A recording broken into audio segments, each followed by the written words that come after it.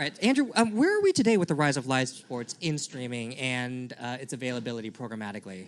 We're at a really special place. Like when we look across the market right now, there's two parallel trends that are happening that are a lot of fun. They're generating a lot of excitement. The first is just the rise of streaming and the rise of stream sports. So a couple little basic stats to throw out.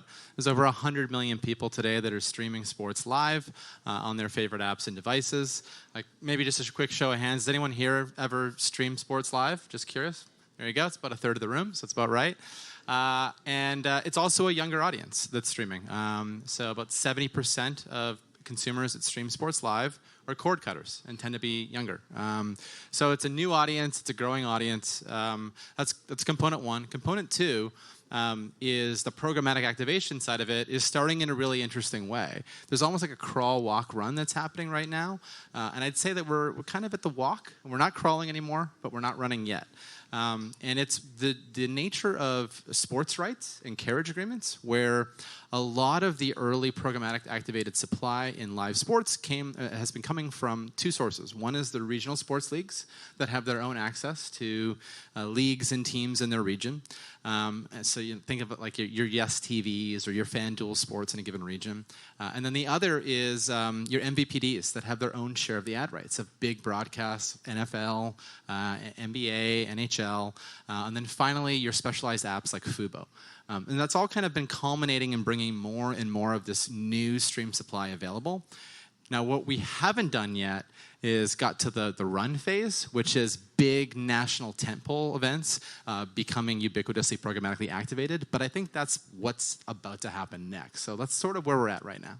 When you say about to happen next, give us a timeline.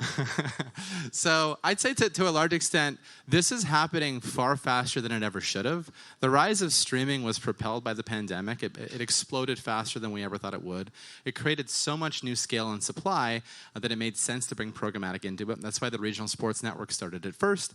The MVPDs have brought their supply, whether it be the Spectrums or the Charters or the DirecTVs. Right now, we're in this phase where we're working through a few hurdles. So live, as anyone in the business and any league will also speak to, is really hard. It's super hard. It's super punishing because the moments are there, they're fleeting, and they're gone. And when you bring it into our world, we've recognized that programmatic was not really built for this. The best way to give you an example of that is just to think through what happens when you're in a scheduled moment. So just imagine you're streaming sports live. That TV right there is watching the game live, and then it goes to commercial break because the inning is over or we're switching the quarter. That TV makes a request to the big programmatic apparatus that is responsible for pulling an ad out. The thing is, it's not just that TV that does it. It's millions of TVs making those requests in the exact same moment in time, and it creates these enormous spikes that are very punishing. And so we've been grappling with how to solve that problem because it's led to scenarios where, unfortunately, what should be invisible is visible to the consumer. You may have seen moments of zen on social media happening too many times on some of these broadcasts. Usually it happens because those spikes are so punishing that the requests get throttled. We're working through this right now with a bunch of standards work that's happening, and then we're optimistic over the next 6 to 12 months, we'll get through it. You kind of alluded to two issues, the technical problem, which we just talked about, and then there were the carriage agreements, which is sort of like the business contractual problem, I guess. Are they both, do you think they'll both be kind of solved in a year, 2 years, for programmatic to really take off in live sports, or is it going to take longer? I think programmatic is taking off in live sports, to be honest, right now. Like to be like, if we look across the swath of supply that we already see from the regional sports networks and the MVPDs, it's enormous. And this has only happened in the last few years. So I'd say we're at a pretty significant clip already. The standards work, I do think, will be done and dusted within the next year. As for the carriage agreements, that one's tough to call because this also comes down to the nature of the upfronts and the committed budgets that come with them, which also is a huge part of the funding of leagues. I can't really weigh into the timeline on that one, but I think it'll probably be within the next few years as well.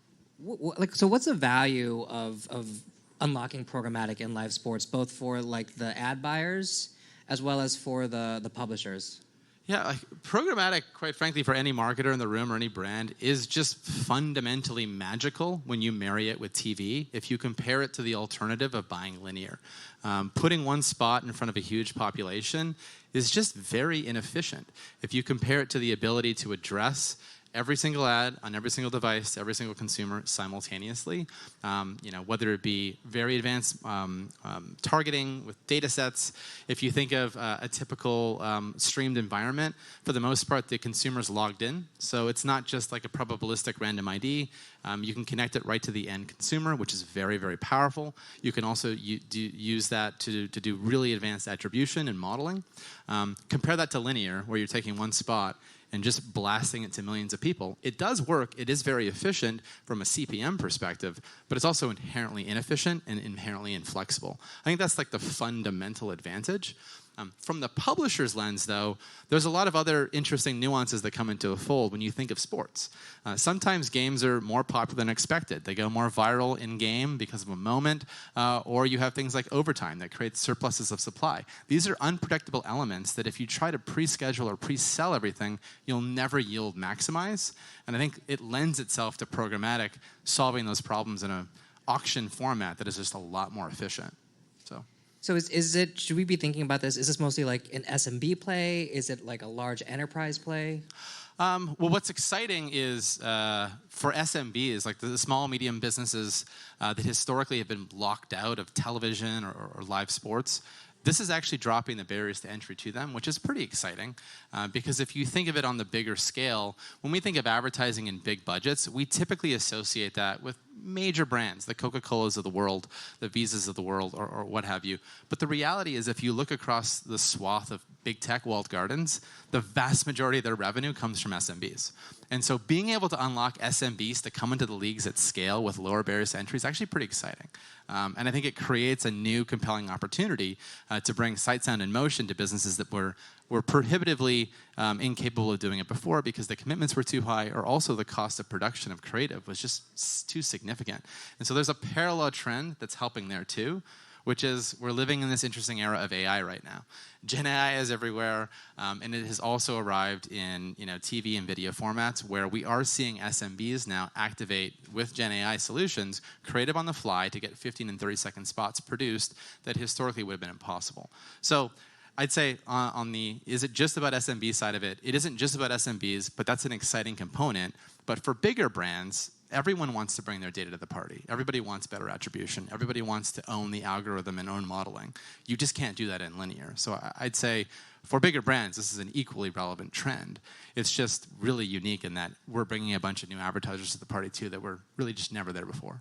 I think Disney last year was kind of changing up its sales teams in an attempt to kind of attract more of those SMB advertisers. I mean, are you noticing are other broadcasters, publishers doing the same thing? Because there's some work on their side if they want to capture that audience, especially if they want to do it programmatically. Definitely, but there's also platforms that are seizing this too. Like the great thing about programmatic is there's platforms that service different marketers and advertisers with different capabilities, and we're seeing a lot of platforms rise to do just that for SMBs. Companies like Simplify have been around for a long time. A new company called Vibe is growing incredibly fast right now. There's also companies like MadHive that have been working with local broadcasters to bring new SMBs in too. So we have a growing swath of platforms that are doing this, as well as you mentioned, publishers making these investments too. I think if you ask a lot of publishers today, what their priorities are, one of them is to fill more spots. And to bring more liquidity into the channel, because they're also now grappling with an environment where you've had Amazon drop a bunch of Prime inventory on the market, which has put a lot of pressure on CPMs. And that has created an environment where if you can promote more competition and more liquidity, it's good for publishers too. So I think you've got a combination of platforms making investments, but also, as you mentioned, publishers too. Is there enough inventory to justify programmatic? Absolutely. It's actually incredible how fast this is growing. If you asked me the question a year ago, I would have said we were probably at the crawl. We're far into the walk, and I think we're approaching the run. When we think of the nature of the exchange that we operate at Index, and any other exchange has the exact same dynamic today, as we approach what we call prime time in programmatic land, which is typically the same as TV, 7, 8 o'clock, streaming takes over. It's pretty incredible. And live sports in particular, they have these huge moments where they are competing with the entirety of the internet in that moment in time for the attention of the market. So, a year ago, 2 years ago, maybe not so, but today, it's significant. And the thing is, it's not just your traditional commercial breaks or your pods, your TV spots, your 15s and 30s. We're also seeing new formats come in. So pause ads, L bars, squeeze backs, they're all becoming more standardized and more available, which is bringing new inventory into the market that wasn't there before, which creates new opportunities to be adjacent to these streams. So the combination of both has grown quite a bit in a relatively short span. I think once the standards work is underway to fix some of the little problems that I talked about before, and we get bigger national broadcasts in, this is going to be enormous. I didn't know those new formats were programmatically available. They're starting to become programmatically available. A lot of them are tethered into private marketplaces where they're deal only, while we also are working through some standards work. But yeah, they're becoming programmatically available. I feel like the message here is IEB, hurry up.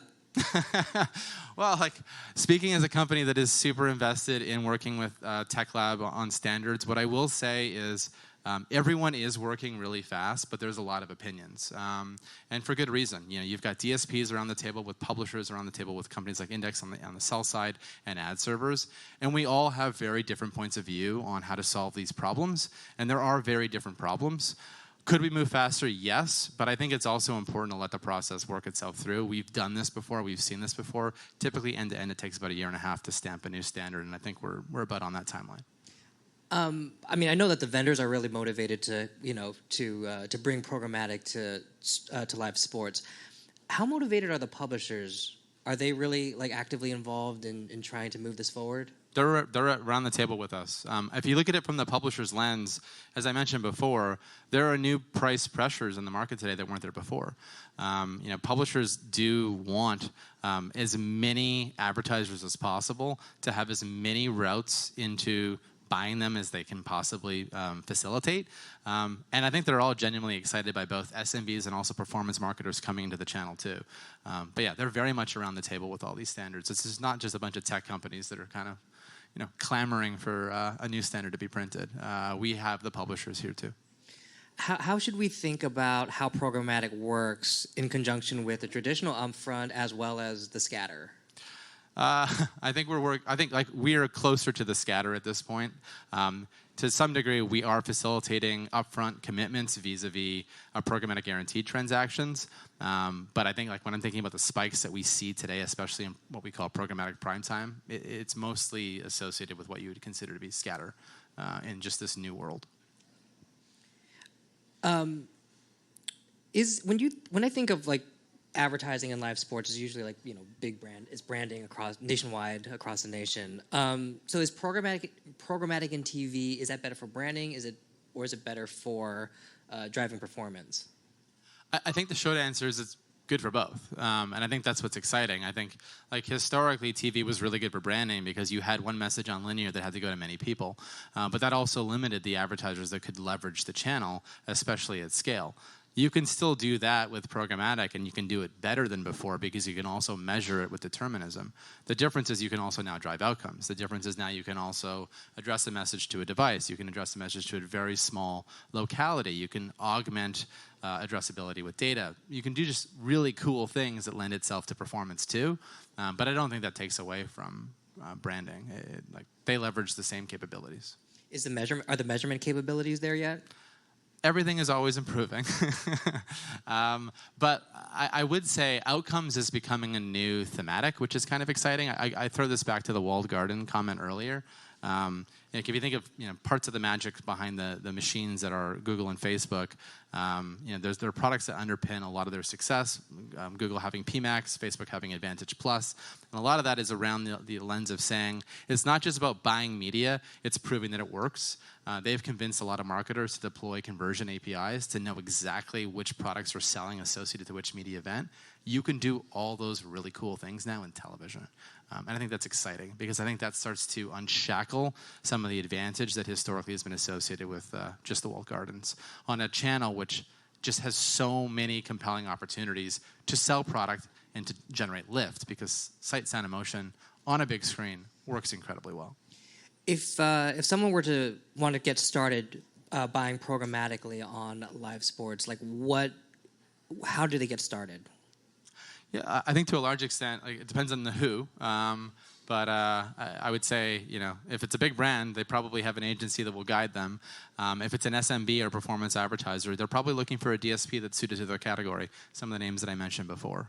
But I think there's no shortage of vendors that would happily walk them through it. Adjacent to that, it'd be talk to the individual publishers. They all have teams that are at your disposal and happy to navigate you through the market. How should they determine what a successful buy looks like, and whether they should invest more? Well, that's where I think the outcome stuff becomes really exciting. This was just not possible to do before. The best you could do with measurement with television and linear was use panels to try to infer what was working and what wasn't. In programmatic, you can literally confirm it. And if you invest heavily in measurement vis-a-vis, take the deterministic audience that you're buying, associate that back to sales that you've generated, and pool them with proper A/B environments, you can prove that it works. It just takes a little bit more of an investment. But this just wasn't possible before in television. That's what's exciting.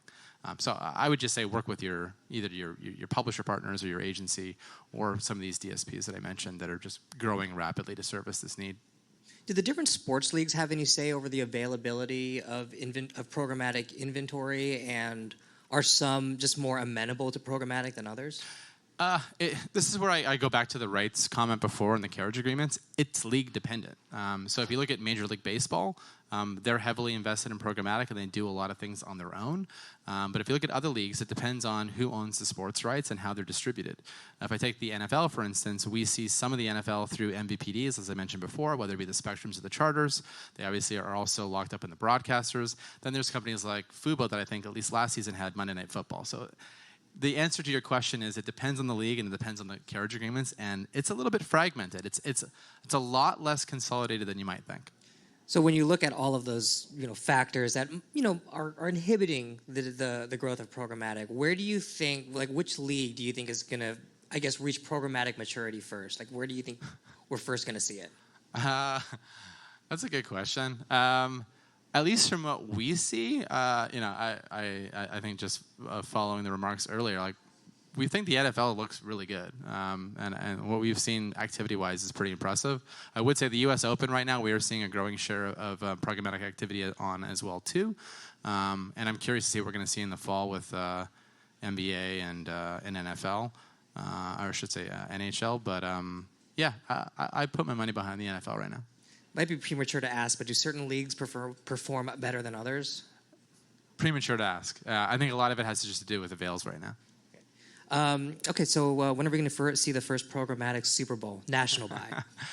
This is the work that I mentioned before and the hurdles that we have to hop through. I don't think we're going to see it this year, at least not at massive scale. We have to prove the channel out more.